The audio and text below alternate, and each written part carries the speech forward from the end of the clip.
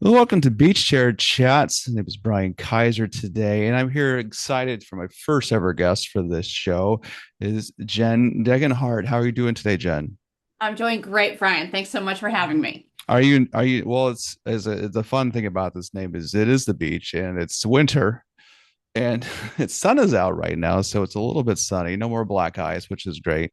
Um, so it's safe. You in the Northeast? You're in the Northeast, right? I'm in Connecticut. That's Yes, right, Connecticut. Western Connecticut. Very nice. Well, all of us here we like to be at the beach because it'd be nicer than the winter right now. But one of the things I like to do is talk a little bit about you and your story. So I see, you've been teaching for a long time now. How long have you been teaching? Over 30 years. I don't know 30. the exact number, but definitely over It's 30. it's a long time. Yes. Teaching, no matter what area of teaching it is, whether it's K through 12 or higher ed, it's a no man's. It's tough, right? Well, so talk about you've been teaching Spanish, right? That's your field, or what's your Yes. okay? Yes. I'm certified to teach Spanish, but it seems like I teach everything in the middle of my classes as well, Mm-hmm. as teachers do. So what kind of drew you to the field? What drew you to teach Spanish over all these years? Well, my story is kind of a funny one. Both my parents were teachers and they loved the profession, so I thought that might be a good idea. And when I was asked to declare a major in college, I said, "Yeah, I don't really know. What do I have the most credits in?" They said Spanish. I said, "Okay, put that down." So here we are. Well, it's a funny story. And I was in college. We had to take a foreign language requirement, right? And that's funny because at the time I didn't want to, but now I probably would. And I remember there's a funny story. And I took this what Spanish class. His professor's name. All I know her name is first name is Rosie. Okay, and my level of knowledge of the language is not great, and I did enough to pass it. I remember I took this test, and we had to write like an essay or just to answer some questions about a story we had read, and there was a story about a character who had died, and I put La persona es mierda, right? You know, right? And I meant to say muerta, which is dead, right? You laugh because you know. Yeah. I did not know what mierda meant. And I had like this epiphany, like later in the evening, like I think I answered that question wrong. And then I get to the class the next day, and the teacher, she's laughing and in tears, and she circled the line and says, Brian, you put the person as shit on the test. I'm like, oh, I did. I go, well, they died, and that's pretty so I somehow managed to survive Spanish. So what kind of, you talk about what's been some of the exciting stories that you've had of teaching this? I know you talked about textbooks and changing the narrative of how you approach teaching this course. Talk a little bit about that. Well, it was back when I was teaching high school, maybe about a decade ago. I was tasked with teaching a couple sections of students who were primarily special ed students, right? So they hadn't gone through the traditional trajectory of taking a second language in the middle school, and when they got to high school, they were a little bit behind in that trajectory, but still fully capable of learning a language. I mean, heck, we've all done it once, right? Mm-hmm. And they were not buying what I was selling, and the textbook was deadly.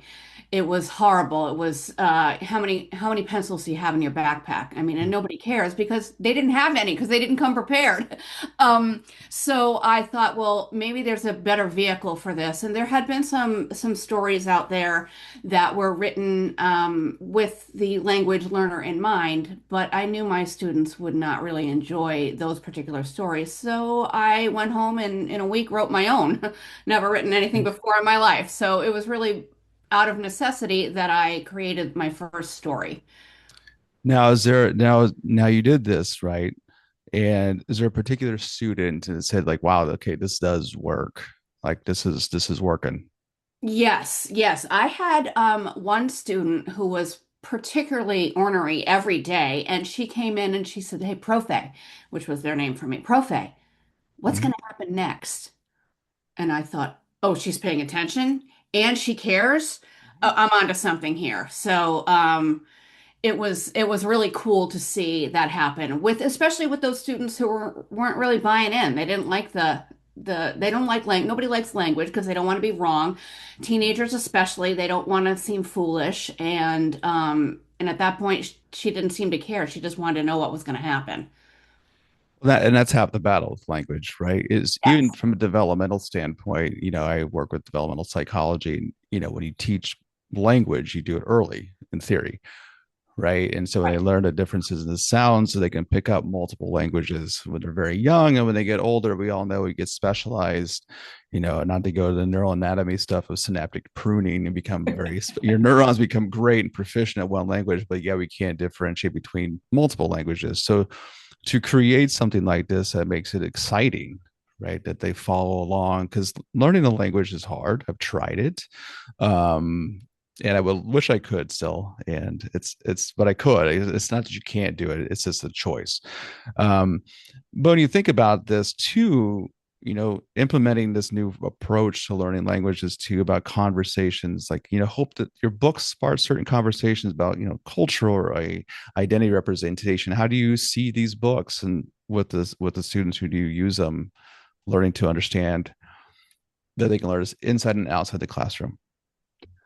I think that the stories that I write them for teachers to teach class novels, although there is a push for just having, free voluntary reading in language classrooms as well. But I like to embed some culture in there, not so much that that the story is just full of culture and history and economics Mm-hmm. and politics, but enough so that if it jazzes the teacher, that he or she or they can continue on the conversation the way they feel fit, given the level and the maturity of their students. I think that, we can learn a lot of things through story that might stick more because of the story, rather than just, separate aside as, oh, and this is the politics of this nation. Mm-hmm. And but if it doesn't have any relevance to the students reading it, then they're not really going to pay attention necessarily. And I try to make those relationships with regard to what's going on in the United States, or at least bring that in somehow in my lectures at UConn Stanford, just so students are learning more about things that I felt I didn't know about at college, even though I was a Latin American Studies major. So Mm-hmm. I want to help them be a little more informed. Yeah, it is great too. And you talked about your work with college students now at UConn, right? And has there been any challenges working with college students than say middle school and high school students? What's been some of the trade-offs, challenges, pros and cons of both? Well, I for with college students, it's really getting them even more to buy in, because there's for UConn, the attendance is not as mandatory as it should be, Mm-hmm. and getting them to realize that it's a skill, and understanding that having this skill, the speaking skill in particular, right, to go out and speak with other people. I mean, by 2040, it's going to be majority Spanish speaking in the United States, and just having that in their back pocket, not to be perfect, but to be able to have a conversation. So that's one of my challenges. And the challenge with the high school students was everybody needs to get an A because they have to get Yes. to the right college. And language is a skill. I mean, I don't think it should be graded. That's my personal opinion, but Mhm. but without that, how do we get the students to make them accountable for what they're trying to learn? I think you hit a great points there too, because like you said, there'll be a lot of, as we start to evolve in our country, there'll be a lot more Spanish speaking citizens, right? Or multilingual, bilingual people. I remember I took the class again. I had to take two, I don't know how many semesters I had to take of foreign language. And you're right, they just get the grade, right? Even in high school, they get the grade, they pass them, and they move on to check the boxes for curriculum at a college, right? You've had 1, 2, 3 years of a foreign language in high school. You can waive this, but do they really know it? When I work with students myself, I say it is good to have a language. It makes you marketable, especially say I work with a lot of STEM students in my day job. That if you're going to go into healthcare, it would benefit you significantly if you could speak at least Spanish, right? Because that way you can get hired because you're multilingual or bilingual versus those who don't, because you can help the patients that not everybody can. So there is a huge benefit to being able to speak and learn the language, not just again pass the classes and get the grade, right? And I think that also not just learning the language, but having a little bit of understanding of the culture of Mm-hmm. for example, with the patient that your STEM students might be, caretaking, is to understand and even making that attempt. I think that, we as humans would feel more comfortable with somebody who is at least trying to meet them halfway in a certain sense. I mean, I know there will be times when students or caregivers would need an interpreter, but just having that empathy, and I Mm-hmm. think that that's what knowing another language does, in addition to Mm-hmm. all of the cognitive stuff that helps out with Yes. later in life. Well, they say one of the hardest languages to actually learn is English. Actually, I've heard. Yes, yes, I've heard that as well. Yeah. So let me ask you this question. You've gotten to this, your own niche and how to teach language, but you've been you written. Okay, I can't even speak today. Um, books, right? Some of the books that you've written. Is there certain titles that you like? This book speaks to you the most. This has been your favorite book that you've written. Yes, I have, it's called El Jersey, and it's based on um an act of kindness from my best friend's son, who was 5 at the time. We were traveling in Guatemala, and my best friends asked their son to give up his Messi jersey to a little Guatemalan boy who was also a Messi fan, Okay. Lionel Messi, right? Mm-hmm. And little boys and their love for soccer and stuff. So, but Yes. he didn't think for a second. He gave up the jersey, and it was absolutely, it was beautiful. And I am still friends with that family to this day. And and we all are friends with that family to this day. And I sponsor that young boy, the Guatemalan boy's education in Guatemala. And it's just getting students to realize that we are more alike than we are different, and how they connected through a soccer jersey, and the story takes them through Guatemala, which is one of my favorite places, and Mm-hmm. and to just giving a little bit more insight to that country. I like to that way give students some knowledge that they might not have had. So what's it look like to sponsor an education? It's actually kind of a cool thing. I commend you for doing something like that. What does that entail? Actually, I'm kind of curious about sponsoring, you Oh, know. it's simple. Just pay the tuition. Okay. Pay the tuition to a private school, and I'm happy to do it. I figure that's the least I can do for having Yeah. being able to use that story as one of my favorites. So I'm always curious too, because obviously you talk about your work and stuff and the things you've done, but so you love Guatemala. I've never been to Guatemala, so I have no idea what's something fun about or fascinating about Guatemala that you, when you've gone there, that you like or enjoy the most. I um I did well, I'm going to go back a little bit. During high school, I was an exchange student in Bolivia, and what fascinated me most about Bolivia was a significant portion of the population that is indigenous and is very much a part of the society in that country. And Guatemala is much the same. There is a large Mayan population still. As strong as it was in back in the day necessarily. So um, I love going there. I mean, it's colorful. It's first of all, it's not hot. It's not hot where I go, and it's just a magical place. I mean, it has some roots and some wonderful history that I just loved. And the people are beautiful and they're lovely, and the accent in Spanish is quite neutral, Hmm. which is very helpful for someone like me who's hard of hearing. Well, that was always when I remember I was learning language about different dialects that you'd have from whatever region, it would be Portugal or Argentina, is just trying to pick up on the differences. I told a story about my brother who did Peace Corps and he was over in Morocco, right? And Yes. he was they gave him like 3.5 weeks to learn some basics and said, "You're going over." It's like, Right. enough to survive, but you realize there's so many different dialects within a specific language. It just was Arabic, right? Yes. um Yes. and so, but it's good to know, that there's different culture. I like that story part of this, is that yes, we reside in New England and it's a very narrow part of the world, right, to encourage others. So if you had to recommend to anybody, would you, to encourage traveling, to going to see, immersing yourself in cultures, what kind of advice would you give to anybody listening to this?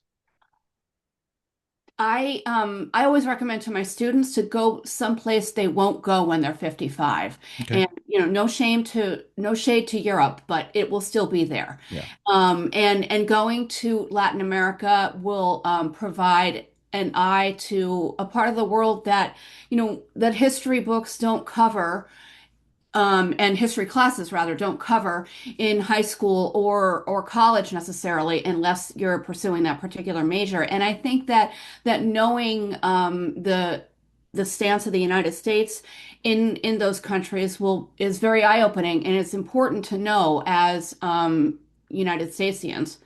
Mhm. So I like to ask this question too. So you've done this work, you have your own story, you've written your stories, you've been teaching. So what kind of impact do you hope that your stories continue to have, after your students leave the classroom? I hope that they will understand that, like I mentioned before, that people are more alike than they are different, and that by and large, people want the same things out of life, which is, just to be content with what they're doing and to be productive, and to really take, politics out of it necessarily, so that we can be more understanding of one another and create that empathy, and also, dabble a little bit in economics, a little bit in politics, a lot of it in geography, because Yes. my students, I don't know about yours, but my students don't know much about geography, Hmm. and I would love for them to, just have a more global view, a Yeah. bird's eye view of all of what's going on. Well, it's you talk about geography. It's always a funny story because I'm not from Connecticut originally. I'm from Nebraska, and I moved here about 10 years ago or so. And I tell my students, like, can you guess where I'm from? And they'd say, I'm saying states, and some of you're from Chicago. I go, that's not a state. That's a city Yeah. in Illinois. Does anybody know where this is? Like, is it near like Idaho? I'm like, no, it's and so it's right in the middle. It's a flyover state. Typically, people in New England, New York fly over it to go to Vegas and California. And so we see the jet trails above us, and it's like, Yeah. hey, who are they going to? They're not coming here. They're going there. But it is, geography is important because, we talk about people, and we live in a society, sadly nowadays, is so polarized, and so divided because of this side or this category, and we can't come in the middle. And I don't want to make this thing a political, my first show, which is fine, but it's also important that we can talk about those things. But there is, I think, understanding the other person, right, and taking time to listen. I teach a class here in my job, and one of the weeks we talk about diversity, equity, and inclusion, and I talk about privilege, and I go, is this making anybody uncomfortable? Especially, because they're like, well, they don't want to talk about it. You do need to talk about it, and you need to take some time. So, traveling, immersing yourself in different cultures. Like, I always tell the story when I moved from the Midwest to here. Again, my university predominantly white, right? Small town farm. Again, isolation away from culture, right? And I moved to New England, and I had a job in Connecticut and in Bridgeport, Connecticut. And it's like I learned so much from my students that I didn't have exposure to. And I think that's an important message for you when you did your travels, is again exposing yourself to different people, different cultures, learning more about yourself within that. That's the only way you can have quality growth for your students. And I think that's important. So I guess, what's one of your, I guess, favorite accomplishments that you've done in your tenure of the work you've done? Something you get that this is your favorite thing. That's like you love it. This you most you've done a lot already, but it's something that sticks out. Like this is my favorite thing that I've accomplished.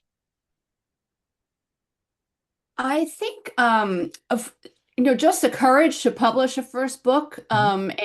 and not I'm an independently published author, so just having the courage to do that and figuring it out and going out and continuing to do it. I mean, right now it's kind of like a compulsion. I can't stop writing. Mhm. I just love the stories. And you were just talking about the farms. I just published this morning, as a matter of fact, just published a book in French about life on a farm in Kansas. Mhm. And I think that's important for, students on the coasts that are not exposed to farm life to understand and read and Mhm. not that, it's just different. It's not good or Yeah. bad. It's just different. And so I think that would be my best accomplishment, my Mhm. most exciting accomplishment. I forget the word you used, but It's hard to rake. We've when you put a tenure in a career, you accomplish a lot of things. It's hard yeah. to say what was my favorite, which one stands out. They all stand out, right?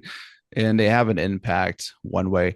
I'm always asked this question: what things do you think you do impact the students? Like it's hard to know, right? You don't really know because I always go through this idea that we live in a world. I don't say the word we live alone because it's not the proper phrase, but we're by ourselves. We're independent in an individualistic culture concept of figuring things out. If I'm a student in your class, I'm taking this information and I'm processing this stuff. I'm making sense of it. Only me, I can do that. And so we figure these things out. We have people that come and go into our lives. We have teachers, we have educators, we have neighbors, we have whoever would be that's going to help guide you. And whether one thing you do, whether it's one of your books that you write, impacts a student, helps them learn, then you've done your job, right? You've done it well.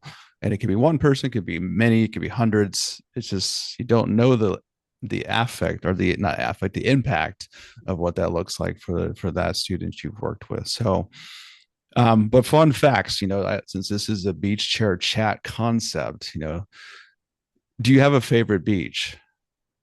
You know, Oh, um, or are you a beach person first? I say first. yes, I am a beach person, and I Okay. guess I would say that my favorite beach would be Calf Pasture Beach in Norwalk because Okay. that's where I launched my paddleboard, and I go out and dream up stories Mm-hmm. and just am excited to be on the water. Mm-hmm. And I don't know if it's my favorite beach, but it's the closest beach to where I am, Closest. and for that reason, it's my favorite.